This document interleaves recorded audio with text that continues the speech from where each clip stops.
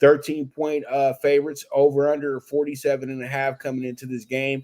Everybody probably sees this as their cherry picked money line minus 700 play Sunday to go with their 10-team money line parlay with all favorites, and they're going to be the cherry on the top that's going to get you over the top and all that good stuff. And they're such a sure thing. Vegas has said they're a sure thing when they give them a 13-point spread. Well, let me go ahead and break it to you. There is no such thing as a sure thing on any given Sunday. And I'm going to tell you like this is a big, big, big danger spot for anybody who wants to just go absolutely ape-ish on the Chiefs, because the Chiefs are not that good on offense this year. I'm sorry. They're just not. Okay. I know that they're a little banged up.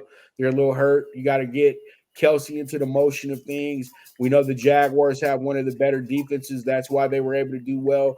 Believe it or not, Detroit has a pretty good defense. That's why they were able to do well. But the Chiefs figure out everybody. The Chiefs can drop 30 on every single team in the NFL. So those aren't real excuses. I truly do feel the Chiefs know that they're shorthanded right now, and they're kind of coasting through these games a little bit because they're that good at the same time. But in the NFL, you can only coast for so long. The Bears probably have the most motivation coming into this week. Their quarterback is being doubted as usual. Their team is being ridiculed as usual because there's certain players not stepping it up. And we know that the Bears have been rated as the worst defense in the league coming into week 3. And there's just everything is going against the Bears. And when you have everything going against your team, that's when you got to go ahead and back that team, because you know what?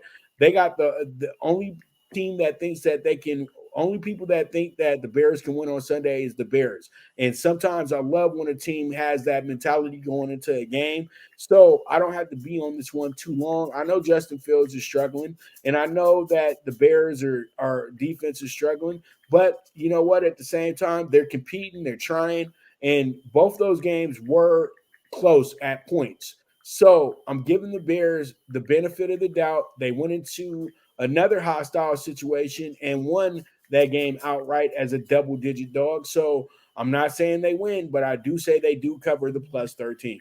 So I do like the Bears with the plus 13 going into this game. Short and sweet. I do remember firsthand Justin Fields on a Monday night coming into Foxborough, 9-point underdogs, and that was probably their last win. They beat the Patriots outright. He has looked pathetic. The Bears have looked pathetic. Their defense is pathetic. With that said, I bought the hook. I got the Bears plus 13.5. I'm looking at our number. It's 49 with a 12.5. Currently, as we speak, 48 with a 12.5 at Circa.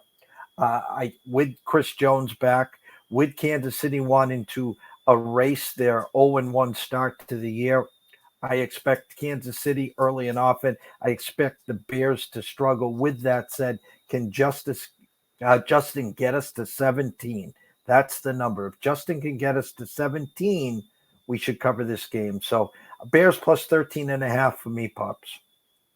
All right. So with that, we're going to go ahead and we're going to take us a quick break. And when we get back, we got our final 4 games to talk about.